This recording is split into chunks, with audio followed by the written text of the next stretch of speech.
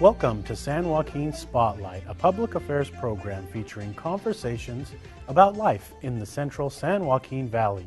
This program is brought to you in partnership between KFSR 90.7 FM and CMAC Fresno. I'm your host, Sevag Tateosian.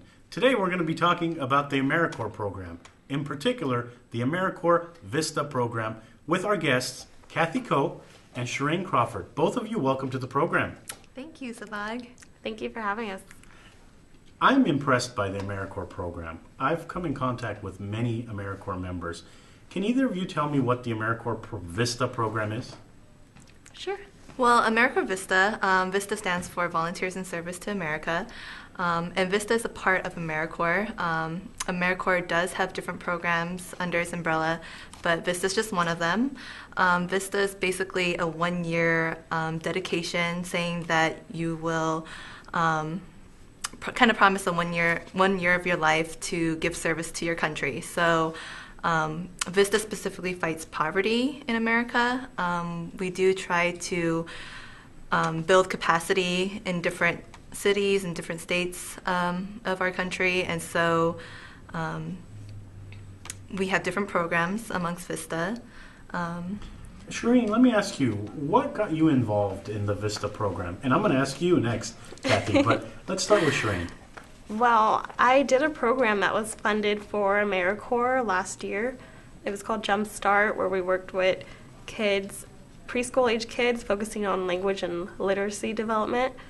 And so after school, I didn't know what I wanted to do for sure, but I was researching some AmeriCorps roles, and Vista came up, and I found a program that really spoke to me.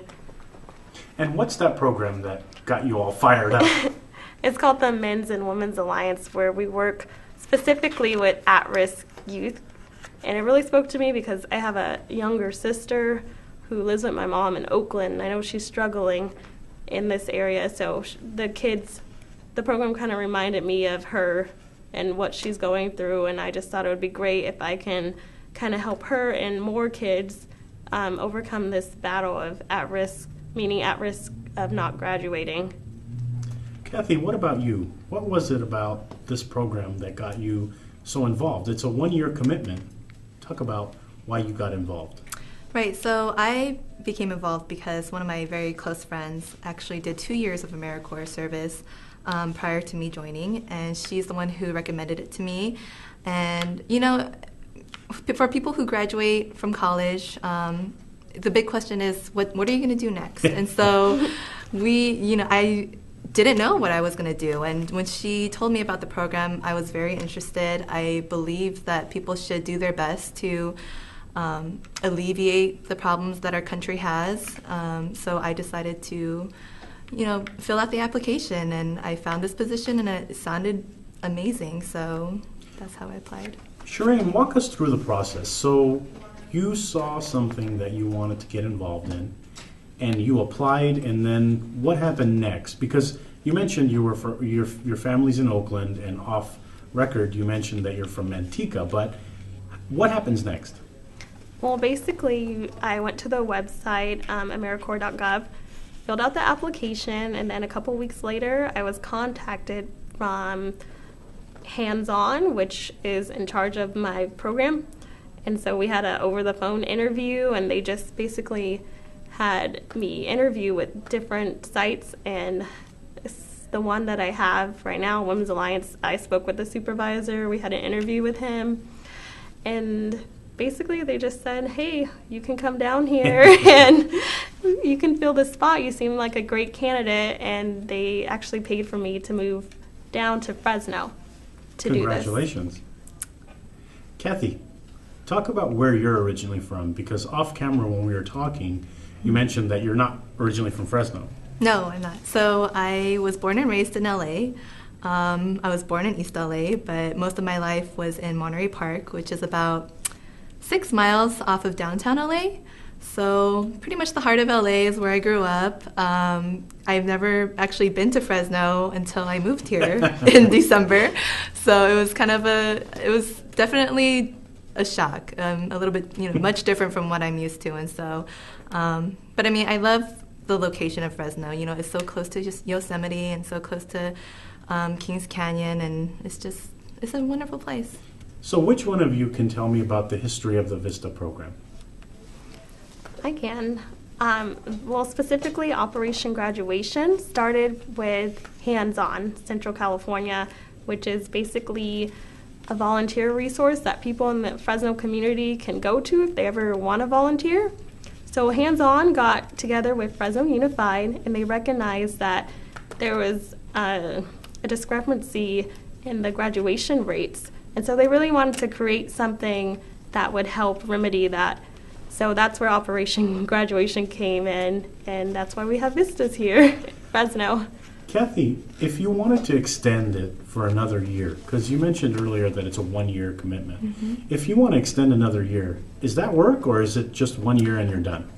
You can definitely extend your contract for more than a year. If you want to do a second year, third year, that's totally fine.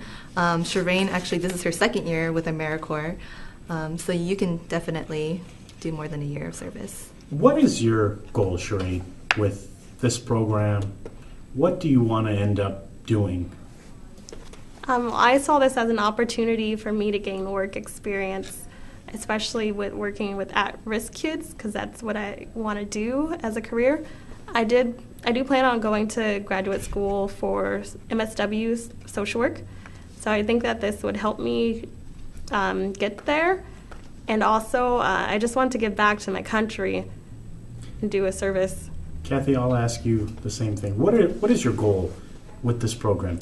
Well, I graduated from California State University of Los Angeles. Cal State LA? Yes, Cal State Universities. I graduated with a public health degree.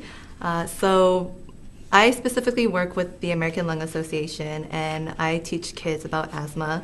So that is what drew me to this specific position, teaching kids asthma. So in the long run, I do plan on ending up in the same field, which is the healthcare field. Can you tell us what you're learning about asthma? I mean, I bet you there's things that you're learning now there's that a you lot that didn't know before. Yeah. Talk about what that is. I mean, is asthma really prevalent in our community? Yes. Fresno does have a very large percentage of students or kids who have asthma. When I came to the American Lung Association, it just really opened up my life to educating children on how to control their asthma. I specifically work with volunteers and train volunteers to send them out to schools in Fresno Unified School Districts, and they go and they teach middle school kids and elementary school kids how to control their asthma. So the two programs that I work with is Kickin' Asthma and Open Airways for Schools. Open Airways for Schools is for elementary school students, and Kickin' Asthma is for middle school students. So I specifically do services behind the door. I don't really do direct service, I do indirect service. So what that basically means is I'm not responsible for going out to the schools and actually connecting with the students. I'm the person who kind of mans the desk. So behind the scenes, exactly, the tough work. Exactly. So I train my volunteers. I train them to the best of my ability so that they are properly educated, so that they can educate the students in their classroom properly. And in each class that we go to, we give out these spacers. Okay. So this is basically, it's just like an air tube where children or whoever can use this with their inhaler, because inhalers, I don't know if you've ever experienced using an inhaler, if you have anyone. I've seen people use it. I personally haven't used one, so tell us a little bit about that. Right, so basically what you do is you just get your inhaler and you connect it to the back of the spacer. It delays the time for the medication to reach the body of whoever is using it. So the average time that the medication comes out of an inhaler is 65 miles per hour. And so that's a very, very fast pace. And so if you can imagine, the medication, when it shoots out of the inhaler, it'll usually hit the back of the throat or it'll end up in the stomach. It's not going to go into the lungs properly. So that's what this device does. It delays the time so that whoever's using it can inhale it properly, so it actually goes to the lungs and it can do its job. Sharain, I want to ask you, so a lot of times, I work at United Way, so a lot of times there's groups of AmeriCorps members that come for training at the United Way, but talk about what training they put you through, because I imagine that it's like a family, this AmeriCorps Vista family. Yeah, before we actually started, we had this huge training where we met Vistas from all over the country, because AmeriCorps is everywhere. There's an AmeriCorps program in every state, well, almost every state. And so we had like this intensive 3-day training of the people that we're going to be working with. So we learned about poverty, what these people are dealing with, issues, how to manage people, how to organize volunteers. It was really intense, 3 days, and it was based in LA, so we kind of got like a little vacation out of it. So. In Kathy's backyard, by the way. Right. Except right. for Kathy. Yeah. But I'm sure Vistas who were from the East Coast, they probably enjoyed the California weather when they were out there. So it was really fun. We got to do social events, meet other Vistas, talk about what other people were working on with their projects. It was really fun, but... Where else are people from? I mean, you're from Los Angeles, you're from up north.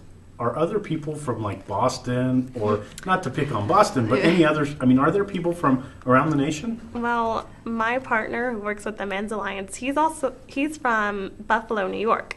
So, Wow. So he came a long way East Coast to West Coast. to work with us in Fresno.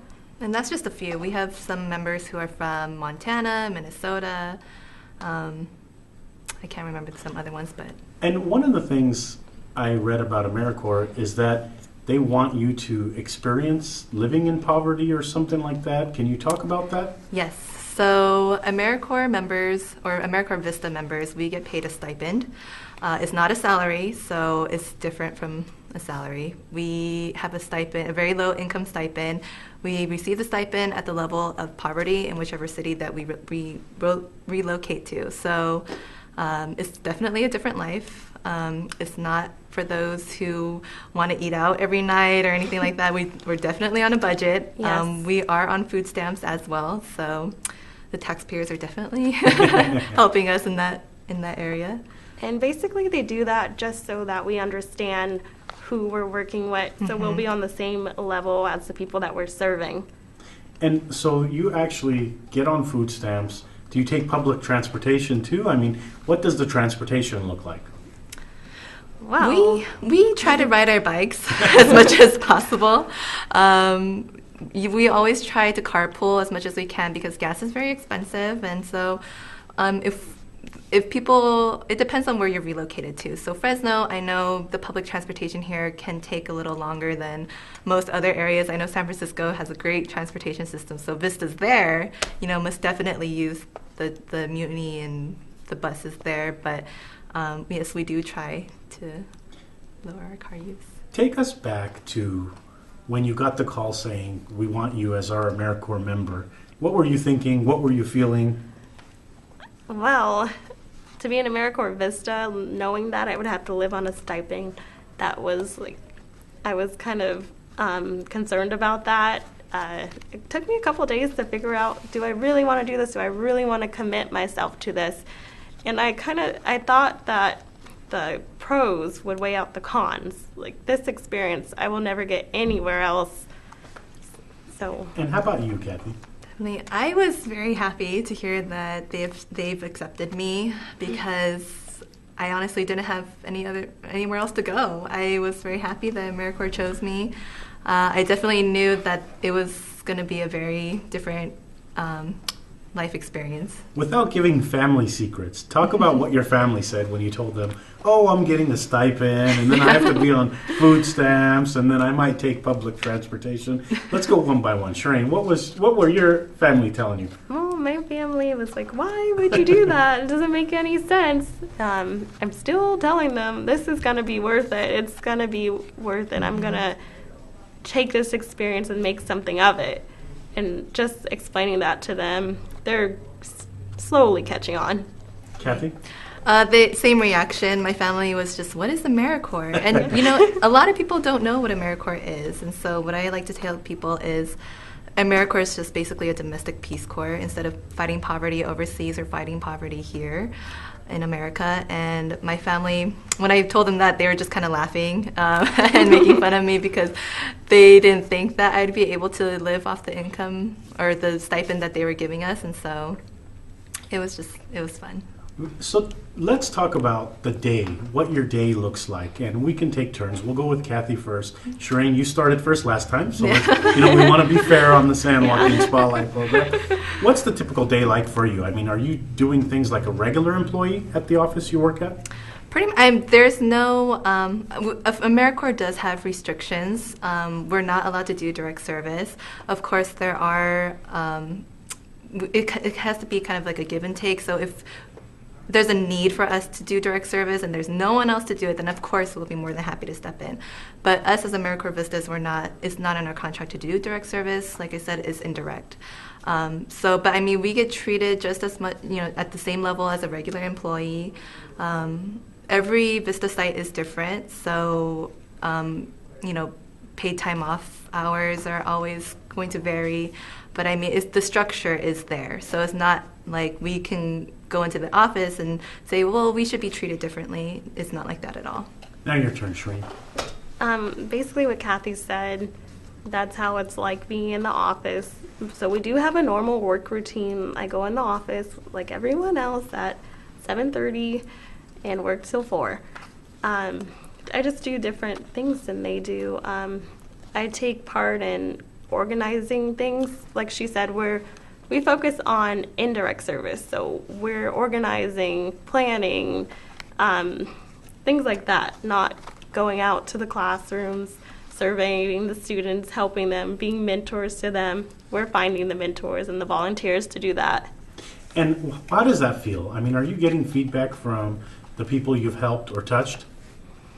In a way, I am. I do occasionally get to go see who the people I'm serving, and they seem to enjoy the programs that I'm placing into their classrooms. Kathy, how about you? I mean, when you're talking to people about asthma and you're telling them all these things, are they asking you, like, really? I didn't realize that asthma was that bad.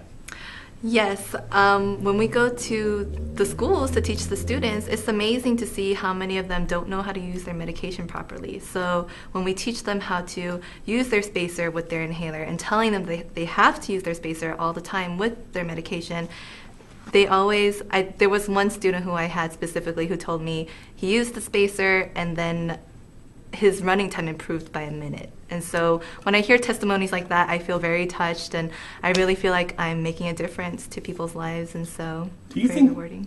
Do you think people misunderstand asthma? I mean, if I could be coughing and I think it's a regular cough, could it be asthma? Well, I'm not a doctor, so I can't diagnose it or anything, but I always recommend that people go to their doctors. But there are a lot of myths out there about asthma, so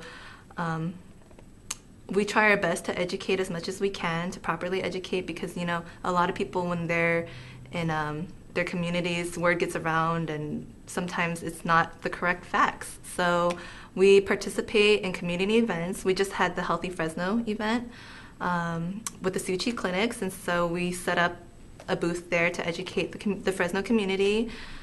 So we try our best. Talk about that event. Was there a lot of people that were attending that event, and did you reach a big audience? Yes, there were 2,000 people who attended. 2,000 people, that's incredible. It was a lot of people. But we've actually reached out to maybe about 200 of them, because most of the people there, it was a clinical event, so most of the people who were there for dental cleaning or eye examinations, things like that. But Suchi Clinic is amazing. So let me ask you, Sharain, how do you, when you go out there and kids want to know about the AmeriCorps Vista program, would you say it's a good idea to get involved in it? Yeah, I would.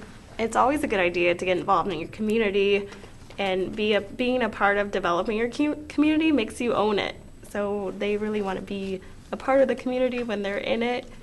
You know a lot more. You get to develop networks. It's really fun. The kids really love the community service projects. Just like today, we went to Hands On, and one of the girls didn't even know that the Hands On office was in her neighborhood. I'm like, yeah, you can come here and do activities. and volunteer and get involved in your community. I love the hands-on murals on the back of that building. Yeah, Nice they're job, beautiful. whoever did those. Yeah. So let me talk about the AmeriCorps program, or ask about the AmeriCorps program some more. So do you all, everyone in the program, are you all friends? I mean, do you all go out together? Do you go call each other for advice? Because if you're bringing people from all over the nation who don't know anybody in Fresno, chances are that group is going to be a solid core.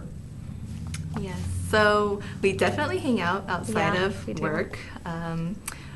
You're right. We're from all over the country. So when I first came to Fresno, I didn't know anyone here. So it's kind of like a support system. So if you need help with anything, we do have what's called a Vista leader. So she is basically watching over us, making sure that we are taken care of at our Vista site. So whatever we need, we'll go to her. But she's also the one who kind of coordinates.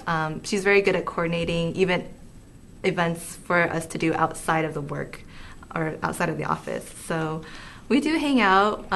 We get together and watch movies. And We have events. You mentioned Vista leaders, so it sounds like, and correct me if I'm wrong, there are different management that oversee you or kind of give you direction. It sounds like there's the Vista leader, and then your office, wherever you work, and then hands-on is tied into this somehow. Can you, either one of you, talk about the structure of how it works? So you have your Vista leader, Okay. who is easier to contact. And then you have your supervisor at your work site. And then we have our hands-on supervisor who supervises all the Vistas and their supervisors, making sure that everyone's getting what they need, things like that. And you were involved in the program last year, so let's talk about some of the training that goes on. So when they're doing training of the Vistas, what are they training you for? They're basically training you on life skills, how to work with people, how to be a leader, and how to kind of bring people together and be an advocate for your cause and for Vista. Kathy, I want to ask you this question first, and then I'll go to Sharain. Talk about how this has benefited you as a person. Has it built your leadership skills? I mean, how has this benefited you as a person?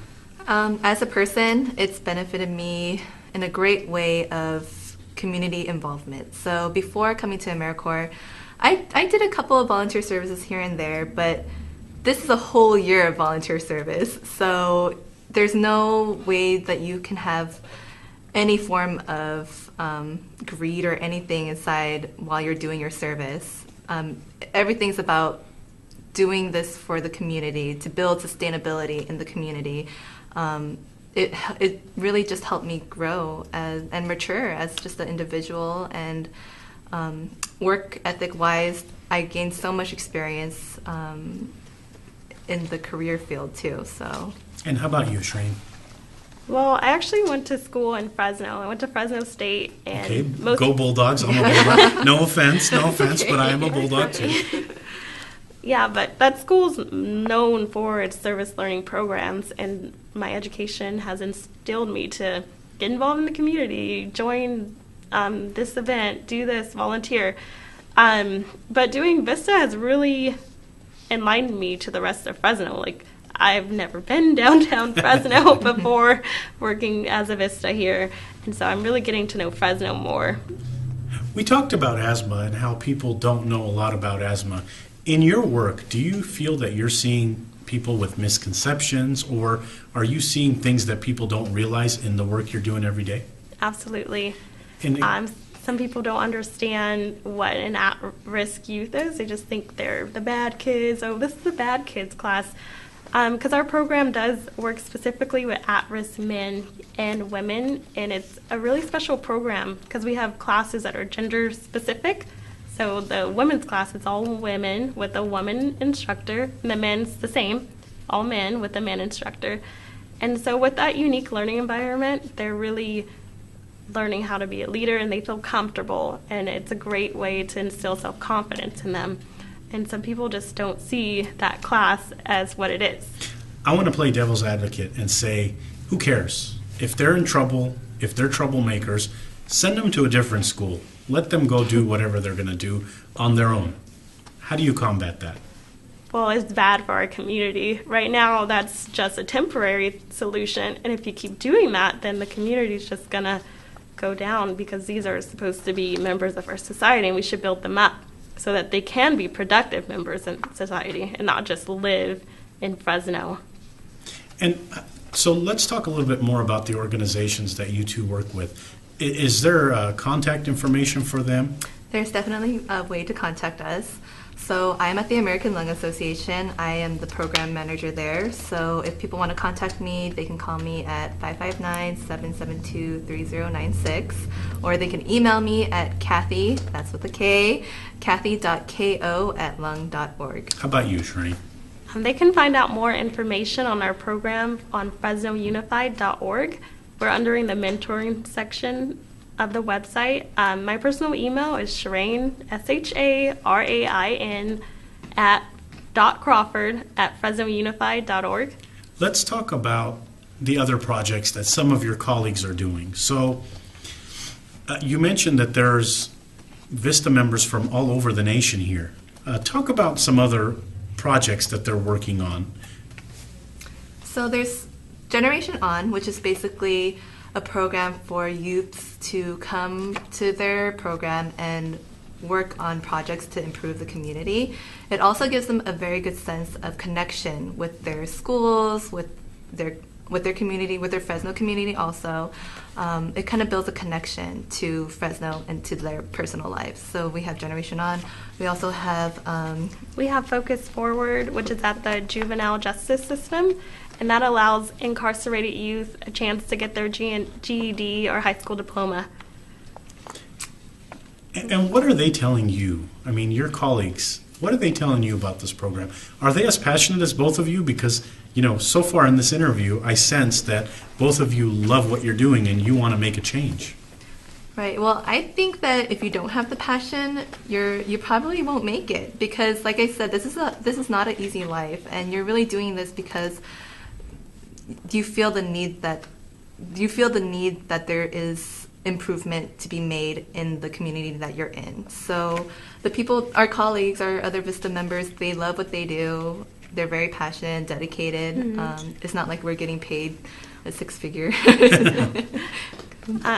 To be a Vista, I think you really have to be passionate about what you're doing at your site. If there's not that connection, then you can have a bad year. Yeah. But hopefully you do have that connection, because it'll make the year great. Last question, and we're running out of time, but what number can they reach you at, Kathy, and what number can they reach you at, Sharain? Right, so my number is 559-772-3096. Mine is 559-760-6935. Thank you two so much for coming on this program. You've enlightened our audience. That's all for this edition of San Joaquin Spotlight. Thank you to the volunteer crew that made this production possible. Thank you to 90.7 FM KFSR Fresno, and thank you to CMAC. I'm your host, Sevag Tateosian. Today we heard from Kathy Ko and Sharain Crawford, both AmeriCorps Vista members out there volunteering to make a difference. That's all for this edition of San Joaquin Spotlight. Tune in next week for a new edition.